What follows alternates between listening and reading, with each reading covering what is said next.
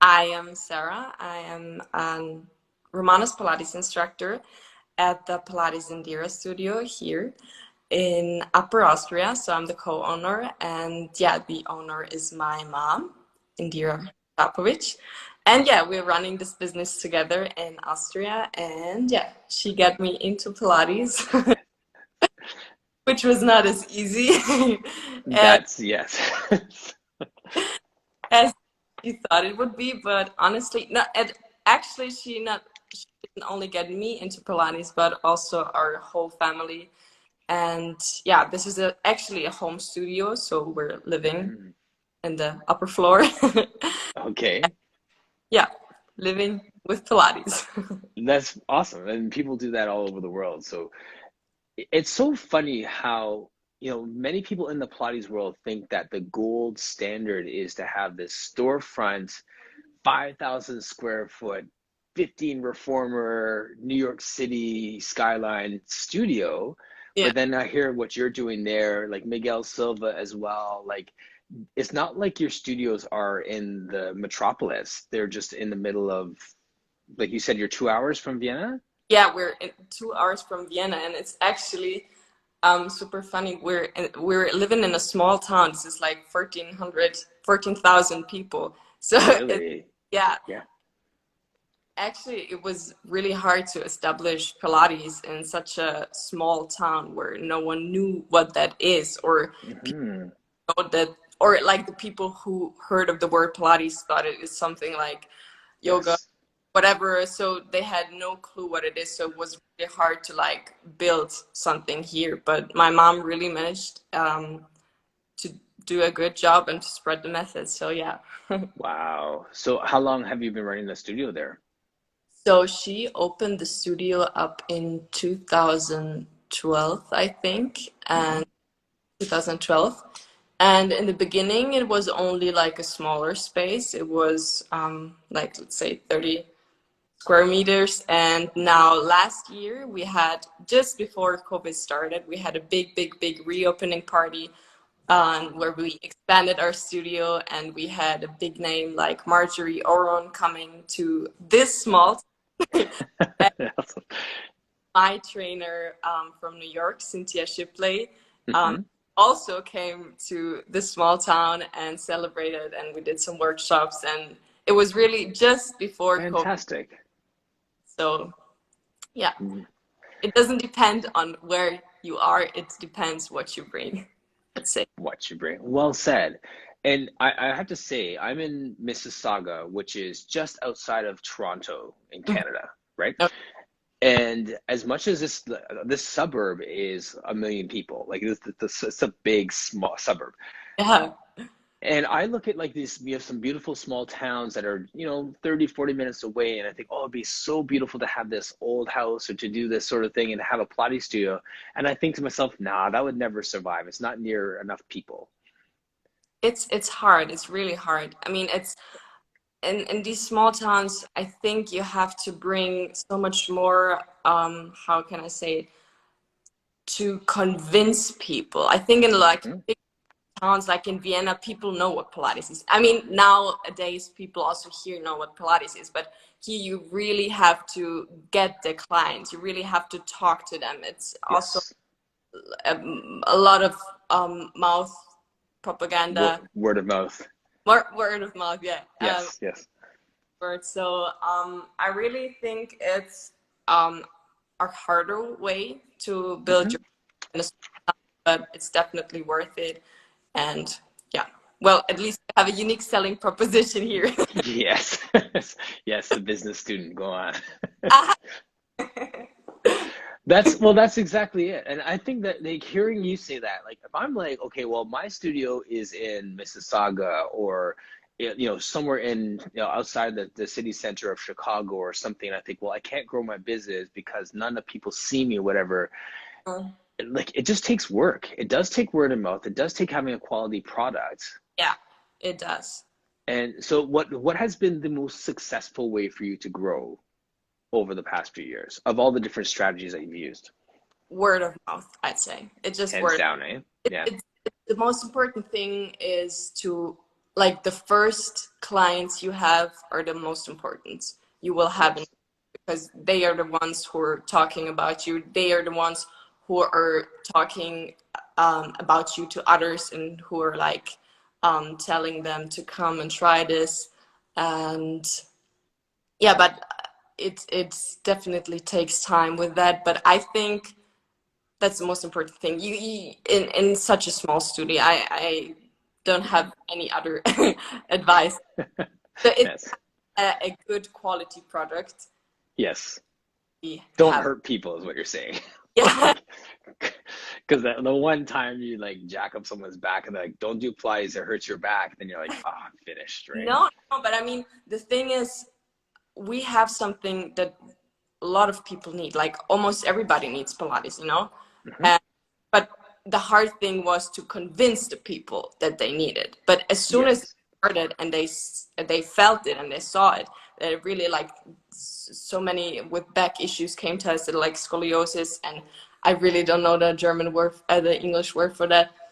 But you know, just let's say back problems. Yes. uh, Yes. or whatever issues they had, we helped them. And just like Hmm. that, the method we do helped them spread, kept spreading around the city. So we got new Amazing. clients. Yeah. Yeah.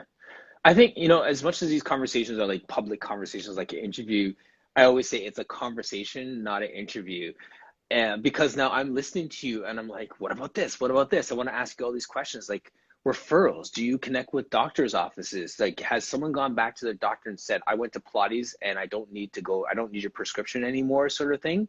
Like, do you have those kind of professional referral Well, relationships? in Austria, Pilates still isn't developed that much yet, like not in Okay.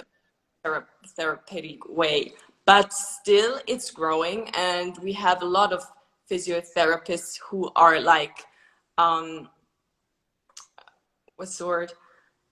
Like Um, they supported or who are recommending to do Pilates, recommending? but you don't Yes. get prescriptions yet. Because that's Okay. the thing with COVID now, we're in a lockdown and physiotherapists are allowed to open, but we still we're not even allowed to do single classes now Mm. during the Yeah. lockdown. We're put into the fitness niche and Yes. can't argue with the state because they're telling no, no, no, this is fitness. So there's still a lot of work to do and like to explain. We're helping really people with issues. I mean, of course, you can say that like med classes, you can put it like in the same way with, Social distancing and blah blah blah. Right. yeah. Yes. But I think people need Pilates, and yeah, that's something one could argue with our state, like Hmm. to put it in the physiotherapist direction, so kind of. Right, right. Well, that's a luxury that I have here too, is that my studio is a micro business within a training clinic. Oh, So there's a full service gym, but there's also a chiro, athletic therapist, physiotherapist, massage therapist. So the city's closed, but essential services are open. So every gym, including the massive Lifetime that I could see from my window, is closed close. and our clinic is open. It's because the clinic is open, my studio is open, so I'm Well, doing all my online stuff in here and stuff like that. So I that would be one of those pivots I'd recommend if anyone was starting a business. I would hitch your wagon to some physiotherapy clinic that is going to make the cut, as yeah, opposed to a like instead of putting your Pilates studio in a gym, put it in a clinic so it's considered on the same level as yes, any kind of therapy. that's the law regulation in Austria as well. If you just the presence of a physiotherapist here would Hmm. allow work, Yes, just him like being present or her being present. right. Yeah, But that's interesting. great. I'm glad you can work and you're open. Yeah. Well, I started opened a studio in July of last year, so I've technically not even Oh, really? opened. Yes. Yeah. But at least I think this whole thing here is really great, which you started, so you can connect with people all over the world. And now you didn't only connect with people in your small suburb, but Yes. That's 10 times the size of your small suburb. Yes. Yes. also with people, like as you said, from different continents. So that's really great. Absolutely. There's a strategy that I've kind of developed, and I won't say me personally, but I feel like I've subscribed to is being hyper local Hmm. and being global at the same time. So could you describe what you mean by that a little bit more?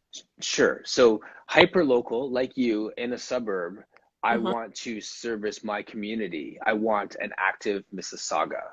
Like Yeah. that is like that's my very first goal is to say, every dad in the grocery store carrying two kids who works 90 hours a week needs to be doing Pilates because that's what I'm most passionate about. So I'm trying to connect with my city, Hmm. but at the same time, I want to be global. I want to have a conversation with Sara in Austria about Pilates and find out what are you doing Hmm. and hearing you talk about how you're making your business work with 140,000 or 40,000 people, whatever it is in your city, that motivates me to make it work in my city where I am too. And then we can, you know what I mean? So I can bounce ideas and we can be global in our connection within Yeah. this Pilates world, but then I can be hyper local, making sure that the people in a 5 kilometer radius of my studio are, have no excuse to do Yeah. Pilates. Like, Yes. No, that's a perfect strategy, and I think that's a strategy what really works because the people around you are the ones um, who are your main clients and who are your main base. yeah. And you want to build globally, you will always you can have people coming from all over the world, but Mhm. still your main clients and your main base is staying. Yes. Yeah, exactly. Yeah. But then, and like you said, like when you did your grand opening and you have people come from abroad to your city, that shows the caliber of the work that's happening in this small town, so to speak, right? Yeah, Like wow, these people are big time. This person came all the way from here to be with, you know what I mean? So that's where that balance comes in, that people recognize that there is some legitimacy to what you do on a global scale, even though I'm here for that at-home mom who wants to just get fitter, right? Like sort of thing. So I love that balance. totally, totally. I 100% agree with you on that. Yeah. Hmm.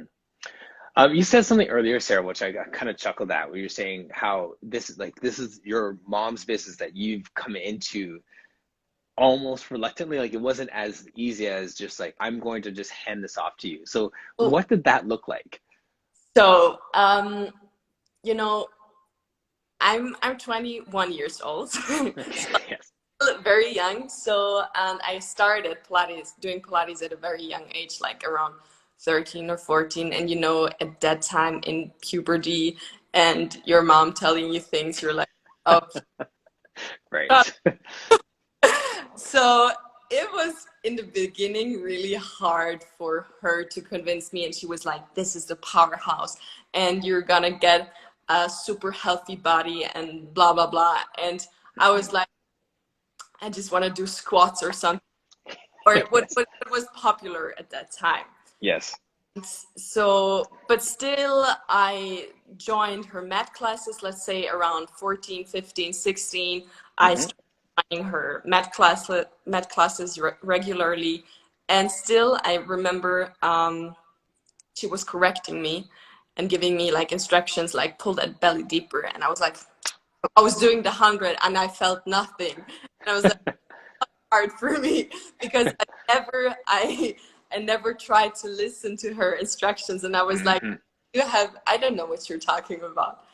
But yeah, then after graduation, she said like my graduation gift is that she wants to gift me the Romanus Pilates education if I want to do it. Mm. Myself, if I ever decide to be instructor, I can decide to be instructor. If not, I have something for me to be healthy. And Yes. yeah, Wonderful. for myself. And then she said, like, he gave me the opportunity to. I mean, I'm really thankful for that. That I had such an wonderful opportunity. She said I can go anywhere in the world where I want to do this education, and Mm, find it New York City very attractive. So, yes, so I just took this chance to have a reason to be in New York City, of course. not. I would too. I mean, who would not? Yeah. So, not rather of doing the of becoming a Pilates instructor. At that time, I had no clue what to study. I mean, at that time I was 18 and I had no clue what I should study, what I will do in my future. I was like, just Hmm. whatever I have the opportunity to go to New York and I will do it. And okay, I will try to do Pilates. And maybe if I finish this education, I will have a nice side job when I start studying to have like some money. Yes. But then the first week when I came to New York and I was in the studio and I was all on my own without any influence from my family or whoever, Hmm. I was in there and I was really, whoa, like this is happening right now. Now Hmm. I can't change it. And really, I'm not lying. It took me maybe like 1 week where I fell in love with teaching and just Wow. Yeah. I was never in school. I was never an ambitious girl. I was always the one all the way in the back, and it was not learning or anything because I never found something who what I was That really like passionate that about. sparked your passion, right? Yeah, Yes. I just found 100% surely my passion, and it's just so funny for Love me. that. A lot of people think my mom put me into that and whatever, but really, in this first week, I found my passion, and from that moment on, I was like, wow, this is really what I want to do. I mean, it's always became more and more, and Yes. the thing was that I had a like time limit. I only had a 6 month visa, so I was Hmm. under time pressure, and so like usually the program takes, let's say, 1 year if you don't want to rush into it. Yes. But and my mom said you can finish the program also here in Europe. You don't have to rush. But as I said, I found my ambitious Yeah. And you just life. had like a fire at that point, right? To Yeah, yeah. I was super ambitious, and I said no. I want to manage to do it in 6 months, and I managed to do it in 5.5. Wow. Yeah. Yes. And there's something to be said for having no other distractions. Like you were there for that. That's different than someone who is like doing that and then coming back Oh, and then taking care of oh, kids and then working a part-time job. And you know what I yes, mean? Like that's so different. So you had the luxury of immersing yourself yes. in That's it. Oh, that sounds so good. it Like, is true. But still, I mean, at my age at that time, I'm still 18 in New York City, and I what a still dream. Yes. focus on only doing this because I really found a passion in it. But you're 100% right that a lot of people unfortunately don't have the luxury, as you say, because they have kids, they have other work, they have to finance all of this. And I was Mhm. just super lucky to have no worries about Yes. about this and that. I was just really 100% focused on the method and what I have to do. So of course, this is one reason why I could like do it. Yeah, somebody said, "What a dream!" It was really Yes. so. That's yes. Full-time studying is amazing. It is totally, and I think it really helps you to understand because whenever you have to like go on a break Mhm. or like going to study there and then you have to come back to your normal life, you always have like a cut, Yes. Yes. and then you have to like learn a little bit and then to come to that point again, so you're not always Mm, on the same page. You have to. yes. That So, really is a perfect world. And I know that that's one of those things where like so many people wish that they had that opportunity to balance, like to not have to balance anything. We're not even talking work-life balance. Like you are just there. Like, there's no work-life balance. You're just like you're just doing it. And that's yeah. yeah, that's awesome. No. I just when you started to talk there, Sarah, I was thinking like my wife and like I'm in a blended family. So my wife has a daughter and a son. So my stepdaughter, stepson, and I have two boys. So I raised two boys. Yeah. And she talks about her relationship with her mom and her relationship with her daughter now. And Yeah. she says you will never understand the relationship between a mother and a daughter. Yes, that's true. I mean, I think I have to say that me and my mom really have a tight and special bond because all of this, I mean, in general, I would say a mom and a daughter have like a special bond anyways, but Yes. through all of this, what we have gone through, now we are running a business together, and That's another layer. it's not as easy as always because I'm also like I'm a Pilates instructor and whatever. So we have our discussions, and Yes. but still we have such a tight bond, and it's the most beautiful thing to run a business with somebody you love and trust 100%. And yeah, so I understand what your wife is talking Yes. Have you guys had any like big fights where like you don't talk for days, but you're still teaching in the same space sort of thing? well. We have some, not talking for days. At the end of the day, we come together and like cuddle and everything, but we do. Oh. And yeah, no, I'm still a big baby. I love my mom and I love to cuddle with her. Mhm. And, but we besides that, we have our fights and discussions and whatever. I think that's normal. And Yes. yeah, Yeah, absolutely. can I ask you a question? Sure, absolutely. It's doing Pilates, like your stepson, stepdaughter, or Yes. and sons. Sorry, say it again. You cut out a little bit. Are your sons doing Pilates and your stepdaughter? Um, my son is 14 and he plays basketball. Like, he plays like high level like rep basketball. Ooh, So that is the allure for him to say like, "Hey, well, do this because this is gonna help your hamstrings or this is gonna help your back, whatever." So he's game. Like he'll come in here and he'll do some exercises or he'll see me do something like airplane and be like, "Oh, I want to try that," right? So wow. you know what I mean? So he likes the strength challenges of it. Mm, And so of the four, he's the one who's most game to like try stuff. perfect.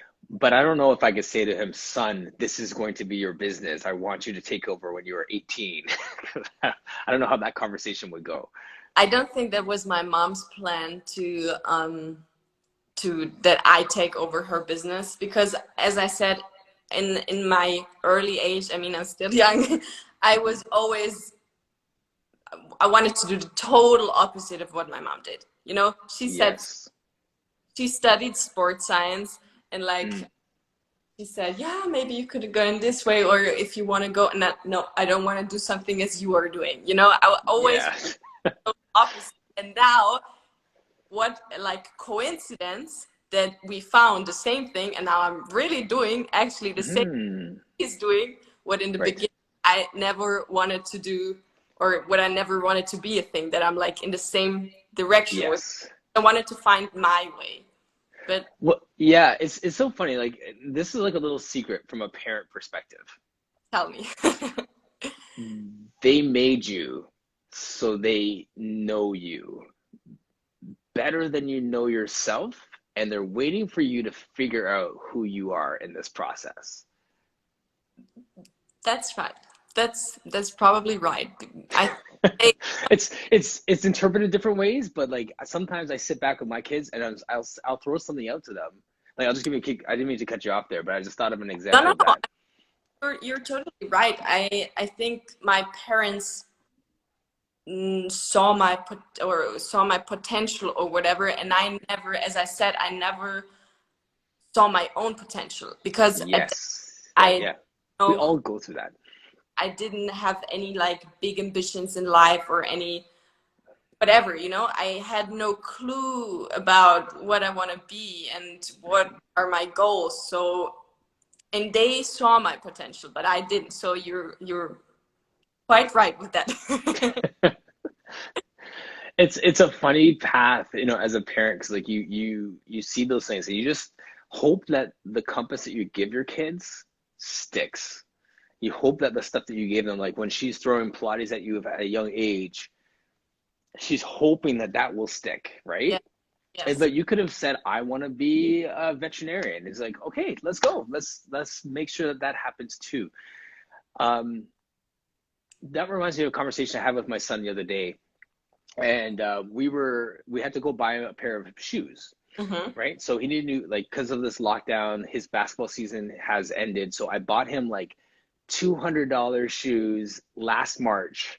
Season ended, and now he has like basketball practices are starting again. So he goes to put the shoes on, and they don't fit anymore. And I'm Oh, like, we just spent all this money, right? So now we have to go buy him another pair of shoes because now he's growing. So I have to get those shoes, and then get in the car after we get these shoes, and he's like, thanks. And I'm like, thank you for what? And he's like, for the shoes? Like, and I'm like, well, and then it started this conversation about the fact that as a dad or as a parent, my job is to give you opportunity. So I didn't buy you shoes. I gave you the opportunity to perform your best in this sport, which will lead to maybe a scholarship, maybe academic opportunities, maybe whatever it is. So I didn't buy you shoes. I bought you the best chance at your opportunity. yes. But I think like in my case, I would imagine at that age, I would like, thanks for the shoes. I wouldn't realize the Hmm. your thoughts behind it and your message behind it. But I think it's super good that you are talking to him in that way and are explaining to him so he can like see the whole big thing, that it's not only about the shoes, but it's also about the opportunity and everything you said. Yes. Yeah, yeah, yeah.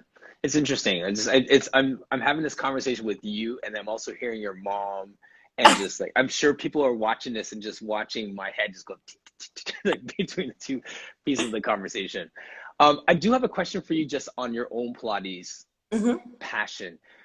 Who is your like ideal client? Like who do you love to see come into your studio that you would like if you could train someone for free the rest of your life because you just love working with this type of person? Like who would that Well, be? I think I just love the persons who are passionate and who are ready to listen and who are ready to work and who are not I don't, well, I can't say I don't like the clients who are like this and that, but it's harder with clients who where you didn't even start to the exercise and like, why do we this and why is that like and da, da, da. I mean, the perfect client for me when you have somebody who is waiting for your instructions and who's really trying to do them. And the most Yes. beautiful thing for an instructor is when, or like for me, is when you've managed to make them happy, to make them feel it, and like that they're Yes. full of power and full of energy. And when they finish lesson with so much happiness and gratitude, and that's like super inspiring for me. And I'm like, I never want to stop with those clients. And they're like, Absolutely. so yeah, Yes. I really sense your passion with that. That is so exciting when you get that person that yes, but just eats everything up and they want to be better for themselves. Like they're just yes, yeah. yes. So that's really super super motivating. I mean, I get that they're different peoples, and also that's the challenging part and also fun part as being an instructor, Hmm. to learn how to get along with different people and how to instruct them. And I actually also love the challenge, but sometimes, I mean, you probably know it, it also can be like after a tough day of many years of teaching, you get that client where you have to be Work really hard. Yeah. to put everything you have so that client is somewhat like happy in the Yes. um but yeah. But yeah. Well, and the reason why I asked that question because like a lot of times when I ask people, you know, who their target market is, Hmm. and then people are like, I love everybody. I want to teach everybody, right? And then they really can't narrow down who they really love working with. So I like asking that question about who their ideal client is, because then that comes out in the way of someone who is passionate or someone who wants to work hard, and it looks different that way, right? So I've leaned towards asking that question more to get an idea of who you love working with most. I mean, my ideal target or market would actually be young people, because Mm, I think, because I've noticed from myself and also from my friends, they all think now I'm gone crazy with Pilates and blah blah blah because they don't have the patience and yes. willingness to do Pilates. So, but I know from my body how good it is and how Hmm. important it is to start doing all of these exercises in a young age because it has so many beautiful benefits. So Yes. that's kind of my goal, to manage to get more young people to motivate to do this method and get all the benefits from the method. And so that would be my ideal target or I hear client. you. Well, you said, Sarah, you said patience there, and it's usually it's injuries that give us a sense of urgency, Yes. right? So I was just thinking to myself, like a lot of times young people aren't hurt enough to do Pilates because they think it's just for injury Well, rest, like a corrective exercise. the way that I explain it, I still haven't don't have the word for the back problem I told you about. But the way I explain it is fact, because we have clients who had a Bandscheibenvorfall. I don't know how it's called. A slip disc? Could be. I don't know.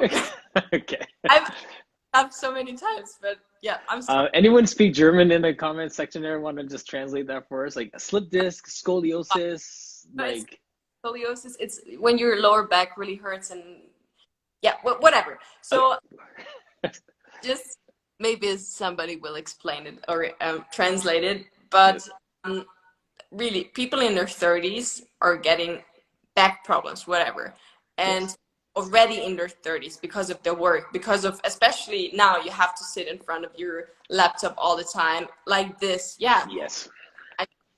Then at the 30s you're getting these problems and you can work, you have to pay for operations, whatever, you have to go for disc prolapse. Thank you very much, Chris. There you go. And so yeah, and then you have to pay so much money for that. And I'm like, why don't you like think ahead of your time, and why don't you respond now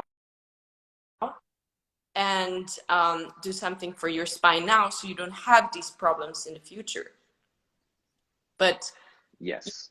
people are not like thinking that much of that way, but still with this kind of explanation I'm trying to get that, because I have Mm, also many friends, and I also see, because I'm a student, I'm a business and economics student, and I also have to study a lot, and whenever I'm sitting all day at the desk I really feel it.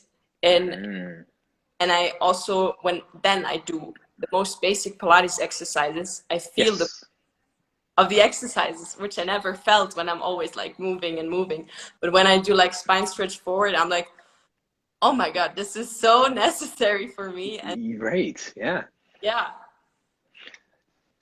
The when you said earlier, like your mom gave you the gift of Pilates, like I love that phrase of saying it's a gift for you. Like it's yeah, not a gift. It's almost like it's like if you were gonna play on words, it's not a gift from me. This is a gift for for you yes. And she really emphasized that. She really said it just like that, that is a gift for you and your body, for and your, your body. Love that. yeah. Yeah. If you were to, I like using the phrase like you're in business, so you're elevator pitch. So you bump into someone in the marketplace and they say to you, "What do you do?" What I do, I help people. That's what There I you go. Exactly. Yes. no, that's what I would probably say. Like, I help people and I move people. Hmm. What? I what would I say? Yeah. Um, I say I'm a movement specialist. So when they ask what that is, and I say like I help people with their posture, with their core strength, help them with injuries, or I help them with performance if they're playing a sport. Mm-hmm. And the line I always say is that Pilates helps you to get stronger in your weakest links. Yes. right? Very, So we a lot of times we think about Pilates from the perspective of, like we said, injury prevention yes. or corrective exercise. And I want to let people see that this can be for performance as well. This can actually help you, and you don't have to like limp into a Pilates studio. You can do it proactively Yes. to be better Yes. at Yes. something. Totally. 100% true. That's also our kind of goal here because in Austria we have, of course, a lot of mountains and a lot of skiers. And Yes. that I have to add that my mom was actually a professional skier Oh, because cool. yeah, she is like she's from Montenegro, and there she had a professional skier career before she moved to Austria. But yeah, because of a lot of injuries and everything, she had to stop. But Pilates also helped her a lot. And Hmm. in that case, as you said, proactively, I think that also Pilates, of course, is great for athletes like skiers or basketball players, as your son. And Yes. I think yeah, it's like the total sentence Pilates can help everybody, but Yes. it is just that way. It can It help. actually can help everybody. Yeah. It's not just a slogan. It actually, yeah. People still need to realize that, but we know Yeah. what we're talking about. Yeah, absolutely. I think, Sarah, that you're a wonderful ambassador for that as a young person doing Pilates. Like, it's not just old heads in their 50s and 60s and 70s doing Pilates. You, like me, represent a different people group Yes, that can be doing Pilates and seeing yes, benefit from it. yes. Like you have, as you said earlier, you wanna get those dads who are like Yes. carrying the groceries and are all the time with their kids and also having back problems. And I like I want to also get the young people and also get them to work proactively. So, Hmm. yeah. Yes. I know we don't have much time left. This did really fly, but I do have a question for you just around like body image. Okay. Now, like one of my friends is a nutritionist, dietitian, I should say. I had to correct that. She's a dietitian, Okay. and she's so passionate about young people and women and just really toppling body image, saying, like you said, your mom was saying about more for your health as opposed to for your looks. Yes. Do you feel like is that part of your platform too, to some degree, about just like speaking to more of the overall health benefits as opposed to the aesthetic benefits of Pilates when you're speaking to young people with it? Yes. Definitely. Like from my perspective, I would put it more into a health way. But when thinking of advertising and making it like more appealing to young people, I still know that a lot of young women or even men want to have that or want to improve their body, want to look a little Absolutely. better. And I think that's also absolutely okay. But my important thing is to add the health part. Like this Yes. core point is that you are going to be healthy, that you're going to have a beautiful posture and all what comes with that.